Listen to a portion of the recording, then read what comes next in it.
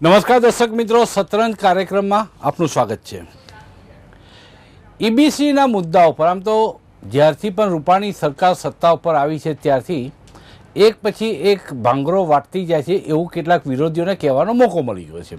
સુરતમાં પાટીદાર સમાજના ધારાસભ્યો આગેવાનોનું સન્માન, ખુશીઓ ઉછળી અને થોડીક મિનિટોમાં સન્માન સમારંભ આટોપીને ઊભી પૂંછડીએ ભાગવું પડ્યું, આવી કટાક્ષ, આવી કોમેન્ટ કોંગ્રેસે કરી. એ પછી ટ્વિટર ઉપરનું જે ડિંડક ચાલ્યું, કોક ખાટલા પરિષદ કરે, કોક ચાય પે ચર્ચા કરે અને આપણા મુખ્યમંત્રી વિજય રૂપાણીને અચાનક ટ્વિટરનો ચસ્કો લાગ્યો અને ટ્વિટર ઉપર તેમણે એક અટકચાળો કરવા ગયા અને ભારે પડ્યો.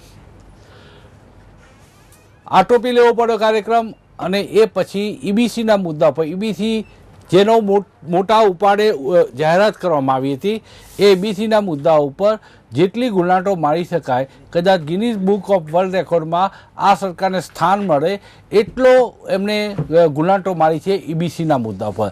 અત્યારે પાટીદાર આંદોલનના મુખ્ય લડવૈયા, પાસના અગ્રણી કન્વીનર એવા હાર્દિક પટેલ આપણી સાથે ઉદયપુરથી ફોન લાઈન ઉપર જોડાઈ ગયા છે.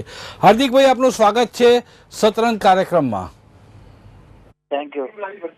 હાર્દિકભાઈ, આ ઈબીસીના મુદ્દા પર આમ તો જ્યારે સૌથી પહેલાં એક પછી એક તમને જે લોભામણી જાહેરાતો કરીને સરકારે તેમને રીઝવવા માટેની, પાટીદાર સમાજને રીઝવવાની, હાર્દિક પટેલને મનાવવાની, ફૈબાથી મળીને ઘણા બધા લોકોએ જે પ્રયત્નો કર્યા, ત્યારે પણ તમે કહેતા હતા કે આ બધું તો લોલીપોપ છે. અને ઈબીસીના મુદ્દા ઉપર સરકારે જ્યારે જાહેરાત કરી ત્યારે પણ તમે સૌથી પહેલાં હતા કે જેને નારાજગી વ્યક્ત કરી હતી કે આ ખોટી વાત છે.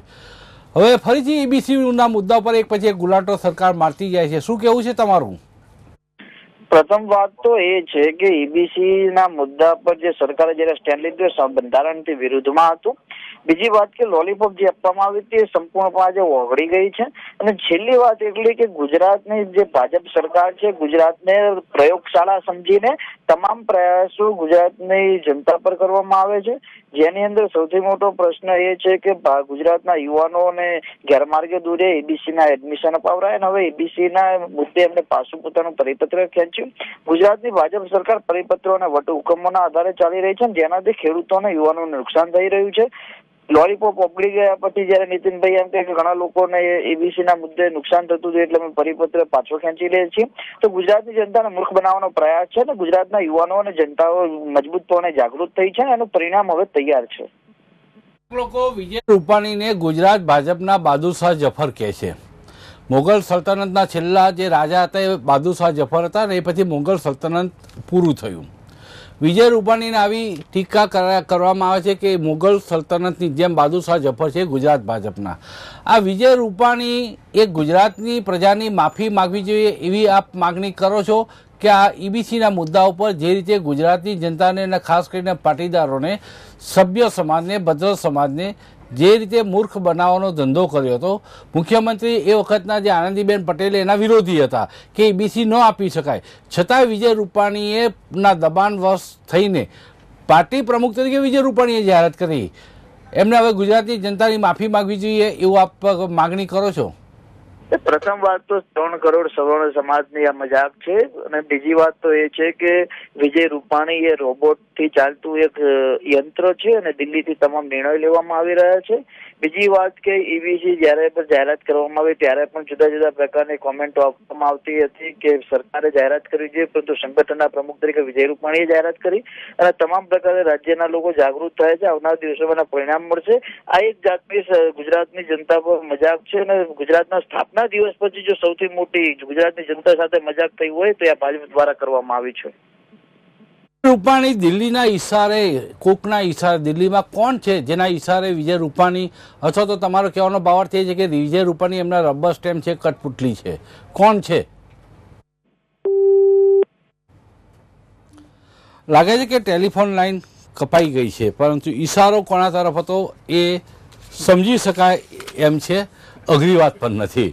અમરીશભાઈ પટેલ આપણી સાથે જોડાઈ ગયા છે શતરંજ કાર્યક્રમની અંદર, અને સાથે ભારતીય જનતા પાર્ટીના વરિષ્ઠ આગેવાન અશ્વિનભાઈની સાથે ભાગ લેશે મહેશ કસવાલા ભારતીય જનતા પાર્ટીના, વરિષ્ઠ આગેવાન. અશ્વિનભાઈ, આપ હસ્યા કે દિલ્હીમાં કોના ઇશારેથી આ કામ કરી રહી છે વિજય રૂપાણી સરકાર? રૂપાણી કોના પપેટ છે? હવે આપણા હાસ્ય અને એની પાછળનું રહસ્ય આપ બંને છતું કરો. હું તો કોઈ ભાજપ કે કોંગ્રેસનો કાર્યકર્તા નથી કે કોઈ પાર્ટી સાથે જોડાયેલો નથી. પાર્ટી સાથે જોડાયેલા લોકો છે, એમને જ પૂછી લ્યો ને, મારા કરતાં સારો જવાબ તો એ આપી શકશે.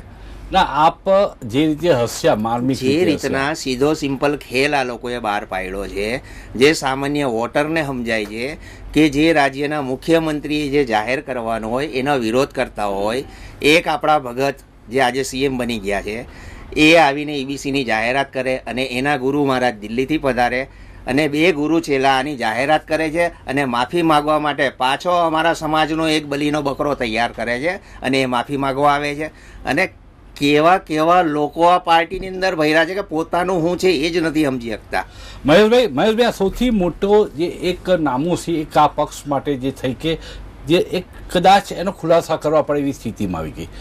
થઈ શકે શાસન કરે એની ભૂલ થઈ શકે, પરંતુ જે રીતે ઈબીસી ઉપર આ સરકારે એક પછી એક ગુલાંટો મારવી પડી. આ પહેલાં ફોન લાઈન ઉપર મનીષભાઈ દોશી જોડાઈ ગયા છે. સૌથી પહેલાં એમની સાથે હું વાત કરી લઈએ છીએ આપણે, પછી મનીષ દોશી જોડે વાત કર્યા પછી હું આપની પાસે ફરીથી આવીશ. મહેશભાઈ, ત્યાં સુધી આપ પણ થોડુંક મંથન અને ચિંતન પણ કરી લો. બહુ ચિંતન કર્યું છે. મનીષભાઈ, આપનું સ્વાગત છે સતન કાર્યક્રમમાં. જી પદ્મકાંતભાઈ. અશ્વિનભાઈએ જે વાત કરી કે આ સરકાર જે રીતે આ પ્રજાને મૂર્ખ બનાવી રહી છે, જે રીતે એક પછી એક પીછેહટ કરી રહી છે, ઈબીસીના મુદ્દા ઉપર 12 કલાકની અંદર 3 નિર્ણયો. એક વખત ઈબીસી રદ કરે છે, પછી રદ કરેલો નિર્ણય રદ કરવાની જાહેરાત કરે છે અને પછી એડવોકેટ જનરલનો અભિપ્રાય મેળવીને રસ્તો કાઢવાની વાત કરે છે. આ સરકાર મને લાગે છે કે Guinness book, world record of Guinness બુકમાં ગુલાંટો મારવાનો વિક્રમ બનાવવા માંગે છે કે કેમ? ગુજરાતની ભાજપ સરકાર જેનું રિમોટ કંટ્રોલ દિલ્હીમાં છે, એ સરકાર હું પ્રજાને મૂર્ખ બનાવવાની વાત એટલા માટે કે પ્રજા તો સાણી અને ગુજરાતી નાગરિકો તો સારા છે ને સજ્જન છે, પણ ભારતીય જનતા પાર્ટીને પ્રજા સાથે છેતરપિંડી કરવી, પ્રજાદ્રોહ કરવો એ એમની તાસીર બની ગઈ છે અને એટલે જ ભાજપ સરકાર વારંવાર પ્રજા સાથે દ્રોહ કરે છે. અને જે રીતે ઈબીસી ના મામલે ગુજરાતમાં મોંઘું શિક્ષણ, ડોનેશન પ્રથા, ટ્યુશન પ્રથા અને ત્યારબાદ એના કારણે કયા આધારે આપ આપવા માંગતા હતા?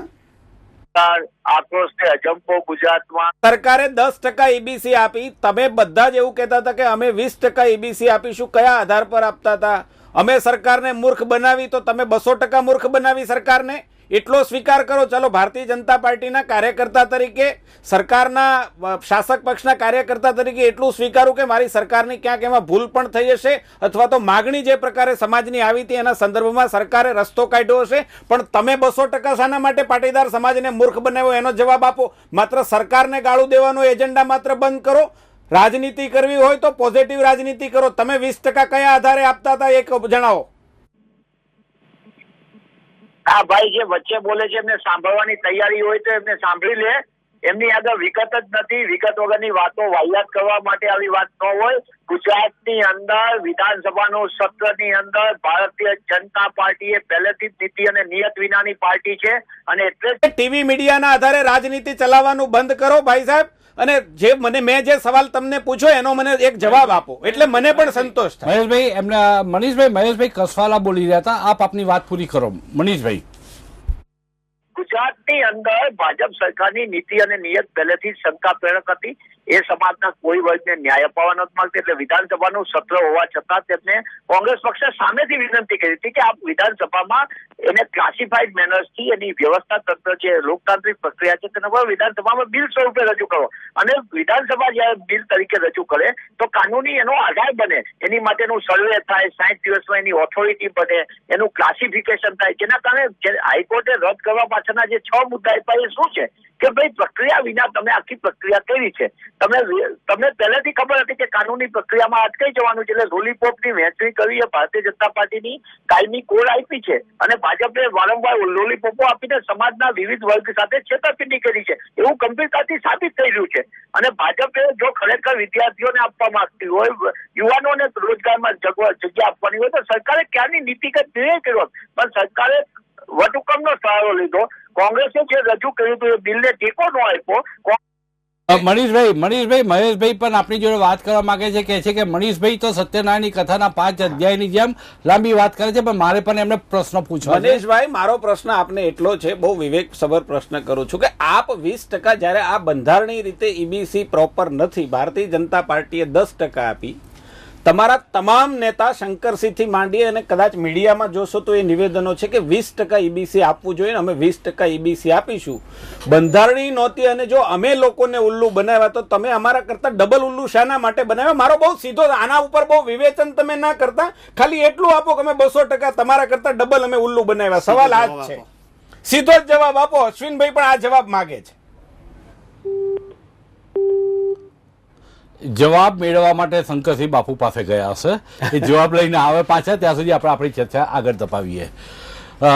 પ્રવક્તા છે, પરંતુ નેતાઓને પણ પૂછવું પડતું હોય છે ઘણી વખત નીતિ વિષયક નિર્ણય. તો 20% કયા આધારે શંકરસિંહ બાપુએ જાહેરાત કરી હતી એ પૂછીને આવશે અને આપણને જવાબ આપશે. અશ્વિનભાઈ, ભારતીય જનતા પાર્ટીએ 12 કલાકમાં જે વખતો વખત સ્ટેન્ડ બદલ્યું ઈબીસીના મુદ્દા ઉપર. ઈબીસીને શરૂઆતથી પાટીદાર સમાજ લોલીપોપ કહેતો હતો, હવે દાજ્યા ઉપર દામ દેવાતા એમ નિર્ણયો બદલાયા જ કરે છે. ફરી વખત લોભામણા જાહેરાતો થાય છે. શું કહેવું છે પાટીદાર સમાજમાં, શું બળાપો છે આ બાબતમાં? ઈબીસી પહેલી વસ્તુ છે કે ગેરબંધારણીય આજે પણ રહેવાનું છે. આનંદીબેન પટેલ તો ના જ પાડતા હતા, કાલે પણ રહેવાનું છે. આનંદીબેન પટેલ ના જ પાડતા હતા. તો પછી ત્યારના પ્રદેશ પ્રમુખ અને આજના સીએમ અને ગુરુજી અમિતભાઈ આવીને આ જાહેરાત કરી, તો ખુલાસો આ બે વ્યક્તિએ કરવો જોઈએ, કેમ નથી કરતા? બીજી વસ્તુ, ભાજપની જેમ વાત છે તો એવી રીતના આ સિસ્ટમ 182 લોકો ચલાવે છે અને કોંગ્રેસે પણ 20% અનામતની વાત કરી હતી. તો 182 લોકોને પબ્લિકે વોટ આપીને ચૂંટીને મોકલા છે, કોઈ મિસાઇલથી નથી આવ્યા.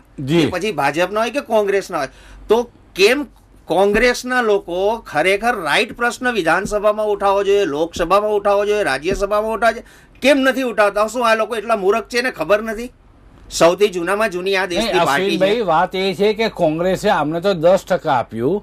દલા તરવાડીની જે વાર્તા આવતી હતી, આપણે નાના હતા ભણતા હતા ચોપડી પુસ્તકમાં, કે લવ 2 રીંગણા લે 2 નહીં 4 લે.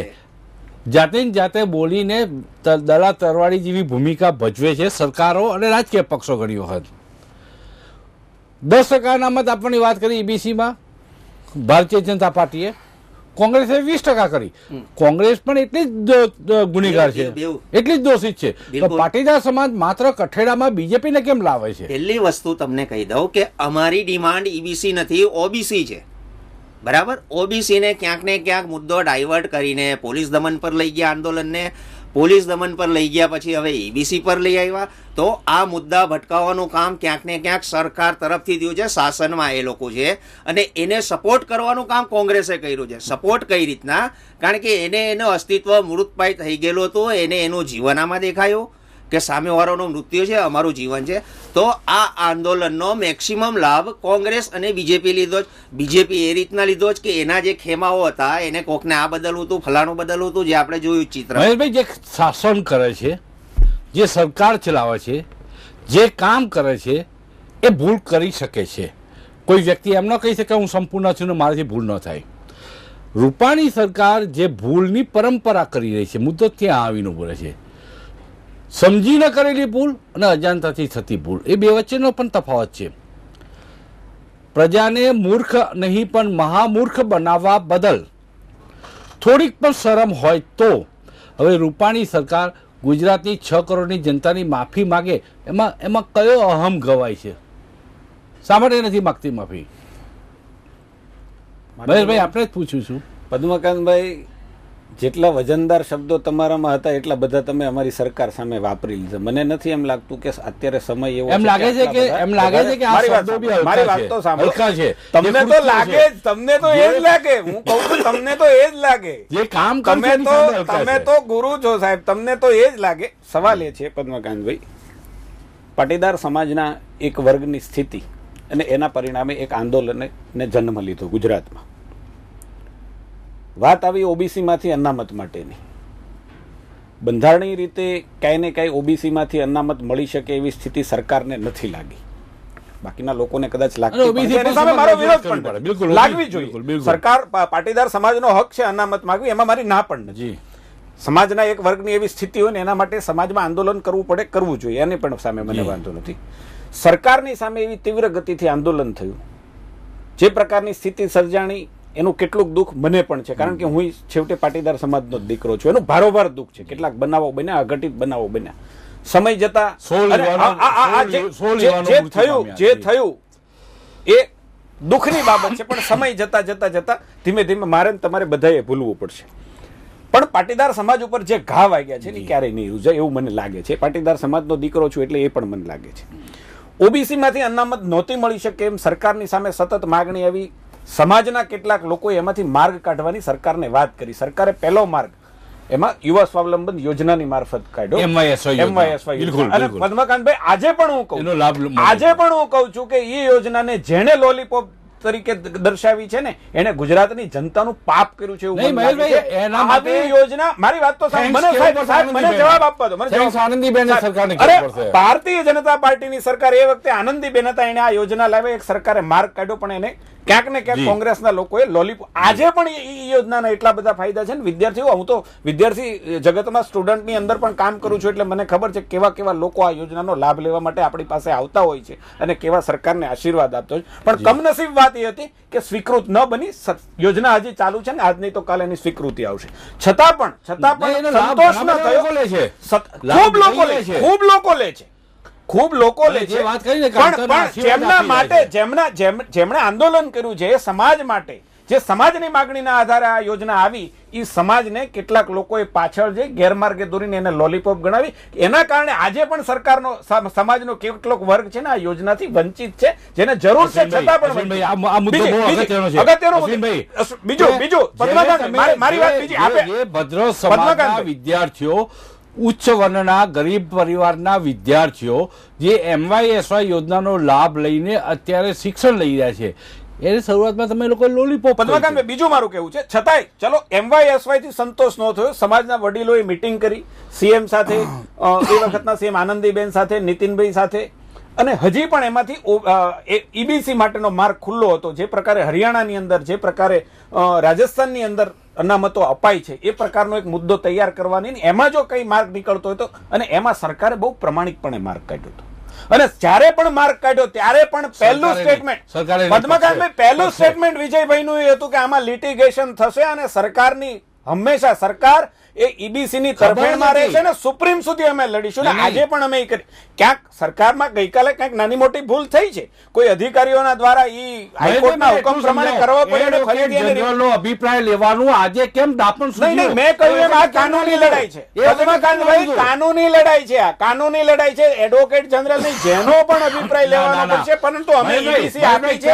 અમે નહીં, હું શું કહું છું, અમે ઈબીસી આપી છે, એમાં હું ના નથી પાડતો. અમે ઈબીસી આપી છે, સમાજની માગણીને આધારે આપી છે. સવાલ મારો એ છે કે ડિબેટ એના પર પણ પદ્મકાંતભાઈ થવી જોઈએ કે ભાજપે 10% ઈ આપી છે, ત્યારે કોંગ્રેસના રાષ્ટ્રીય પ્રભારી, કોંગ્રેસના પ્રમુખ આદરણીય શંકરસિંહજી વાઘેલા તમામ 20% આપવા માટેનું કીધું હતું. અને એમણે તો કોર્પોરેશન, મહાનગરપાલિકાઓના, નગરપાલિકાનો, તાલુકા પંચાયત, જિલ્લા પંચાયતના ઇલેક્શન પહેલા અહીંયા ઠરાવ પાસ કર્યો હતો કે અમે ઈબીસી 20% આપીશું. એ લોકો માટે કેમ ડિબેટ નથી થતી? ડિબેટ, અરે ભાઈ, અમે કામ કરીએ છીએ પદ્મકાંતભાઈ, કામ કરીએ છીએ લોકોની વચ્ચે. અમારી ભૂલ થશે અને અમે અમારી એના માટે નાનપ પણ નથી. નાની મોટી ભૂલ થઈ હશે તો અમારી એના માટે નાનપ નથી. આજે પણ કીધું ને મેં ભારતીય જનતા પાર્ટીના કાર્યકર્તા તરીકે કે કેટલાક બનાવો બન્યા છે, અઘટિત ઘટનાઓ, દુઃખ છે, આ સમાજ ઉપર ડાઘ લાગે છે, એનું દુઃખ છે. પણ ડિબેટ તો ક્યારેક એના માટે પણ થવી જોઈએ. મહેશભાઈ, જેમ આપે મને પૂછ્યું, આપ મનીષભાઈને પણ પૂછ્યું. મહેશભાઈ અને મનીષભાઈ બંને રાશિ એક સરખી છે.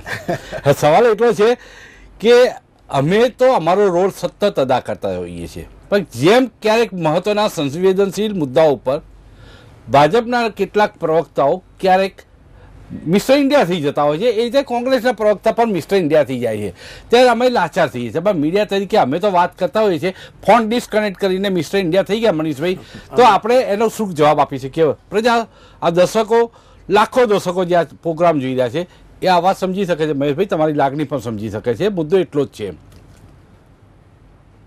અશ્વિનભાઈ ખાસ કહીને હું અશ્વિનભાઈને પૂછીશ, કારણ કે પાટીદારને જે વાત સમજાવશે ને હું નહીં સમજાવી શકું.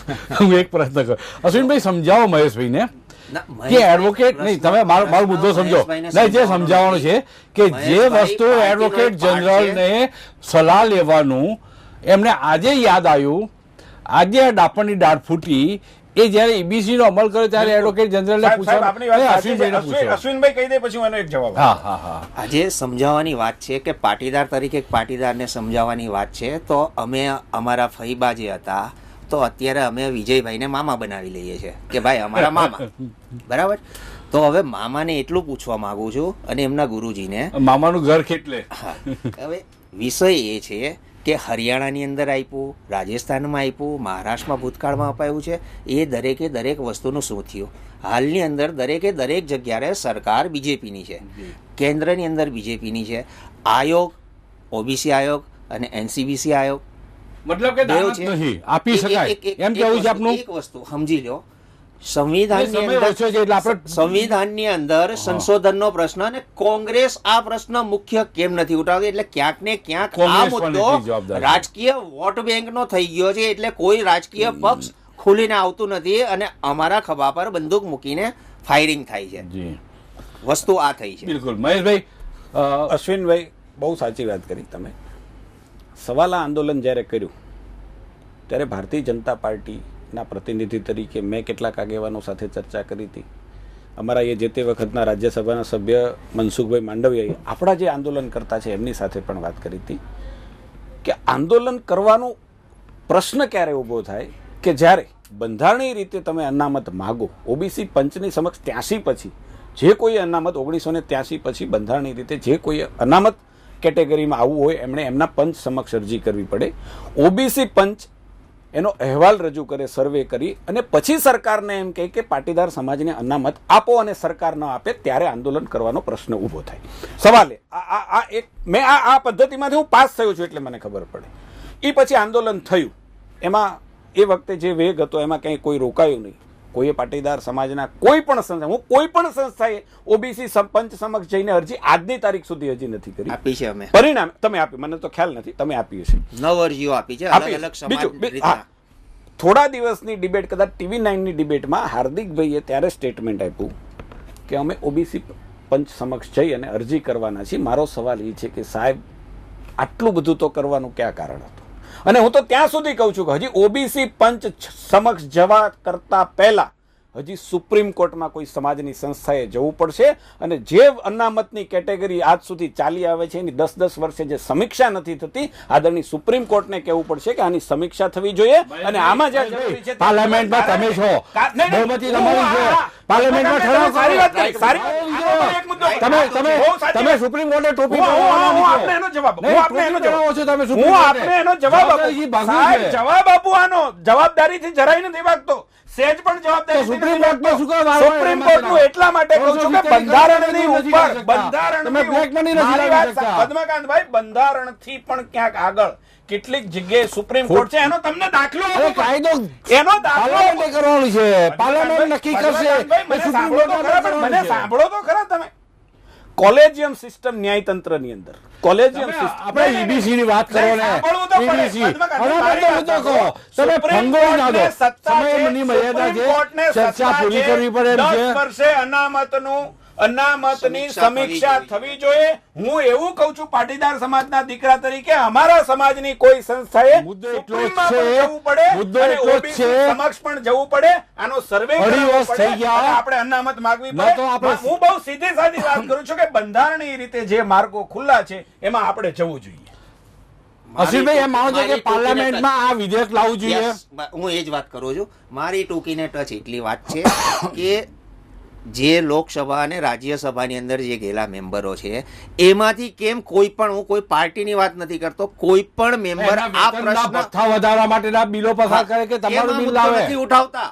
ભાઈ એ લોકો સંસદ સભ્યોના પગારો વધારવાને મહેનત કરે કે તમારા માટે કરે એનું એક મહેનત? જ રીઝન છે કે આ લોકોએ, એટલે આ લોકો મીન્સ કે દેશ આઝાદ થયો ને જે શાસક પક્ષ હતો કોંગ્રેસ, એને ક્યાંક ને ક્યાંક રાજનીતિ 29 કરવા માટે રૂપિયાનું લંચ સંસદમાં જમીને, કેન્ટીનમાં જમીને તમારી ચિંતા કરે કે એમના વેતન વધારે. અશ્વિનભાઈ, ખરેખર. કયા ખ્વાબમાં રહો છો? અહીં ચર્ચા મૂળ વસ્તુ એટલું જ છે કે ક્યાંક સમાજ, મનસા કોઈ પણ નથી આ સમાજ હોય, એમ લાગે છે કે ઈબીસીના મુદ્દા ઉપર આ સરકાર ક્યાંક અમારી સાથે દ્રોહ કરી રહી છે. આ દ્રોહ હોય, ભ્રમ હોય તો પણ તોડવાની જવાબદારી પણ સરકારની છે. સરકારની જો ભૂલ થઈ હોય તો જાહેરમાં માફી માંગવાની પણ તૈયારી રાખવી જોઈએ. પ્રજા એટલી બધી ઉદાર છે, એટલી બધી ઉદાર છે, એમના જેવી ડંખીલી નથી. પ્રજા એમને માફ કરી દેશે. એ ચર્ચાનું સમાપન કરી છે સતરંગ કાર્યક્રમમાં. આજથી સતરંગ કાર્યક્રમમાં આ વિષય, આ અઠવાડિયાની વાત. આવતીકાલે એક નવા વિષય સાથે ફરી મળીશું મિત્રો. ત્યાં સુધી રજા આપશો. નમસ્કાર.